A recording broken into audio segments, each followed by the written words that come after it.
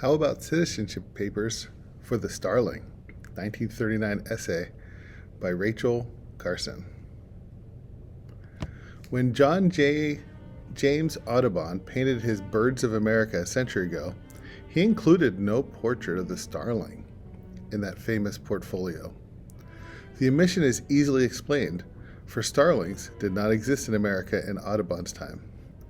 There is good reason to suppose that every one of the uncounted millions of starlings now inhabiting the United States from the Atlantic coast to the Great Plains and ranging from southern Ontario to the Gulf of Mexico traces his lineage to two colonies of birds, 80 and 40 respectively, imported from Europe and liberated in New York Central Park in the springs of 1890 and 1891. Several previous attempts to introduce the bird appear to have failed.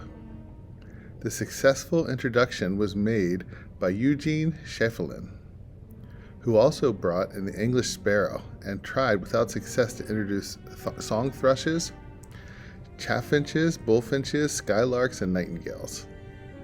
In spite of his remarkable success as a pioneer, the starling probably has fewer friends than almost any other creature that wears feathers.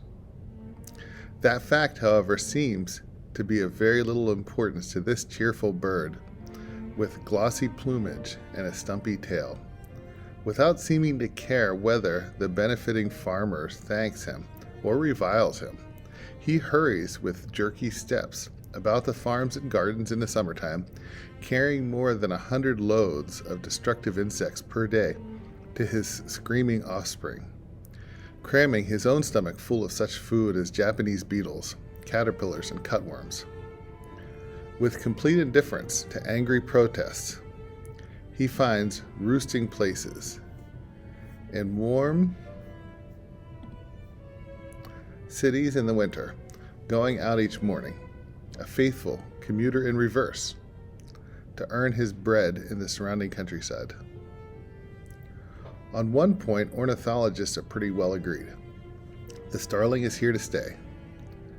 Shall we then continue to regard him as an alien, or shall we conclude that his successful pioneering and his service in insect destruction has entitled him to American citizenship? As to economic worth, a pretty complete auditing of the starling's books has already been performed by the Department of Agriculture. After going into the matter of food habits more thoroughly than has been done for almost any other bird, the department pronounced the starling one of the most effective bird enemies of terrestrial insect pests in the country. It was found that the starling is quick to ferret out the presence of the Japanese beetle and to destroy it, that weevils, ground beetles, and plant-eating scarabids, cutworms, grasshoppers, and millipedes are favored items of diet. The total evidence led the biologist to conclude that from the viewpoint of the farmer, the insect-eating habits of the starling leave little to be desired. In the northeastern states, the starling is economically the superior of the robin, the catbird, the red-winged blackbird, the grackle, the cowbird, and the English sparrow. The starling is often charged with eating cultivated fruit. On the other hand, it has been estimated that the robin, which no one would seriously propose to control, eats about twice as much cultivated fruit as the starling.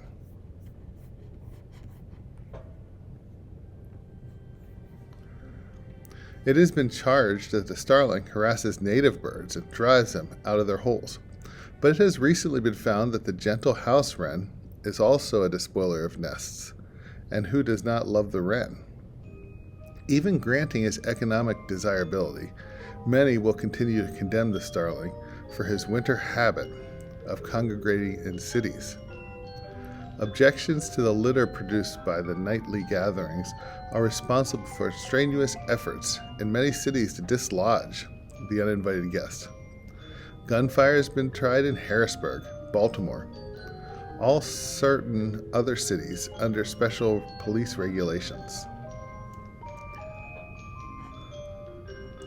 In others, streams of water have been played on the birds, colored balloons have been waved under the roosts, or tin cans have been rattled by otherwise jobless in the effort to scare away the birds.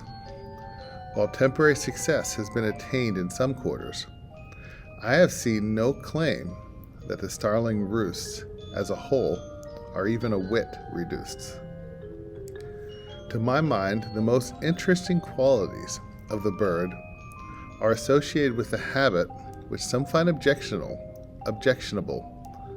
from these nightly encampment bands of starlings set out from the suburbs shortly before sunrise each morning, are busy all day about their insect-eating activities, and knock off work to return to the city roost at about the same time each evening. Apparently, light conditions, rather than the actual control of their arrivals and departures, starlings that were watched for a number of successive mornings in October left their roost 10 to 14 minutes before sunrise on clear mornings, but 5 minutes before on a cloudy morning. In Washington, I have noticed that in good weather, the starlings are rarely assembling about the buildings and oriental plane trees on Pennsylvania Avenue, their favorite roosting places, as early as 4 o'clock. On dark, threatening afternoons, however, the 4 o'clock hour is often marked by flocks of starlings hurrying across Lafayette Square or Potomac Park toward their roosts. One of the most fascinating sights I have ever witnessed is that of the starlings in their aerial maneuverings before settling in for the night. In mighty flocks which grow moment by moment through the addition of new arrivals, they wheel and turn above the buildings, patterning the evening sky with intricate designs. Leaderless, apparently animate by the pure joy of flight, their performance is one of indescribable beauty. At its conclusion, the birds settle down rather abruptly on the buildings below. They crowd into church towers. They perch, black as Poe's raven, over windows and doorways.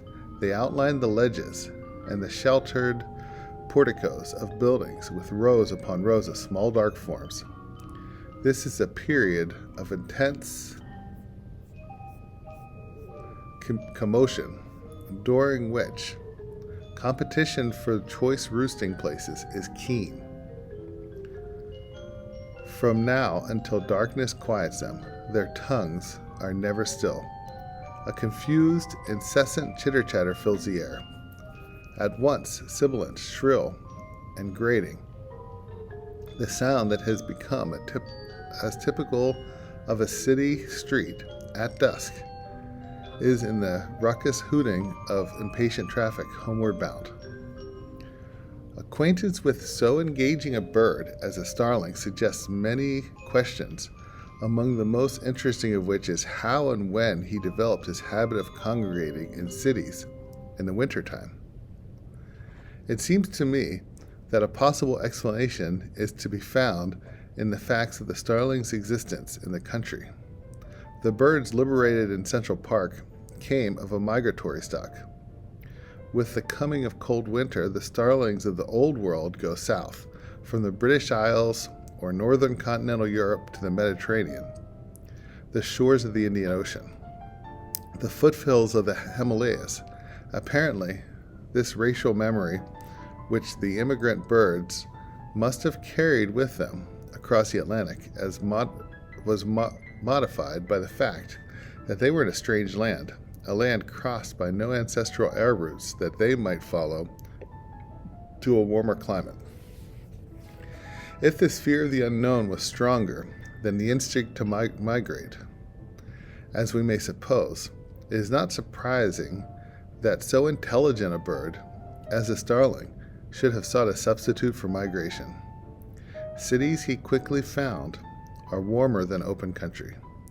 Every observant human knows that the first showing of yellow forsythia and the first uprushing of pale green shoots in the city So the adaptable starlings flock into cities in the fall and winter as the best substitutes they can find for the subtropical climes where their ancestors spent the winter.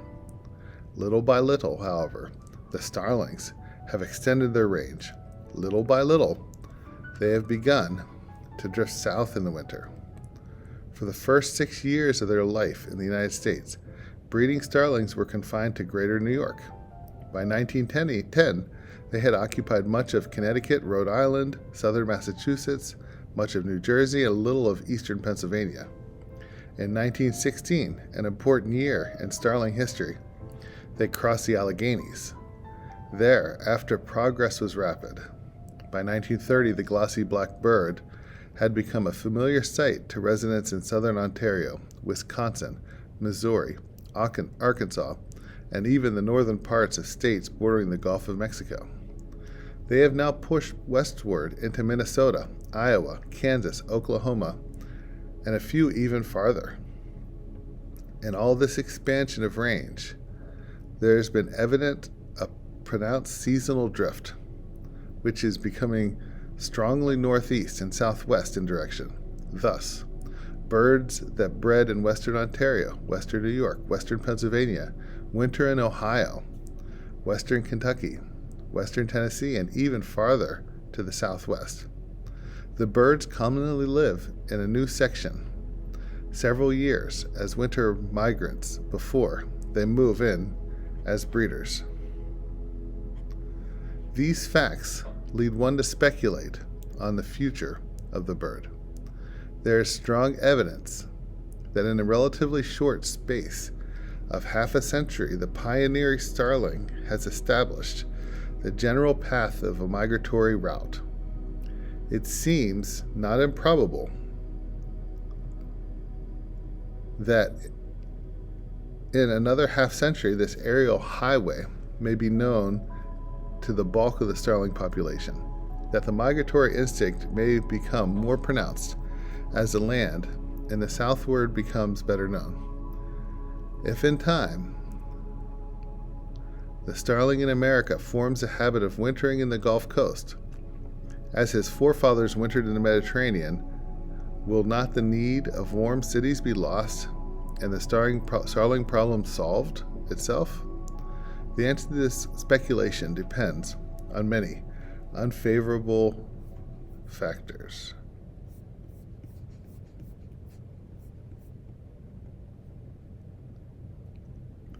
There we go. That was the June-July issue of Nature magazine, 1939.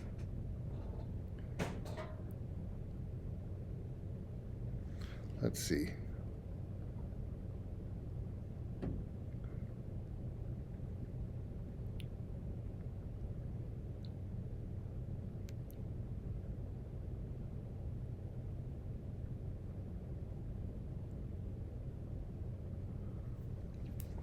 Okay, now I just quickly looked up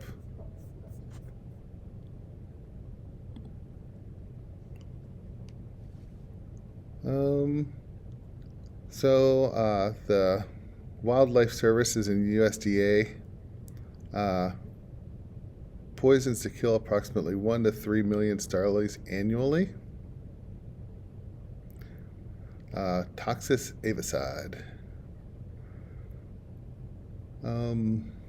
Yeah, so dumping lots of poison to get rid of starlings. Are there fewer starlings now than there were then? No.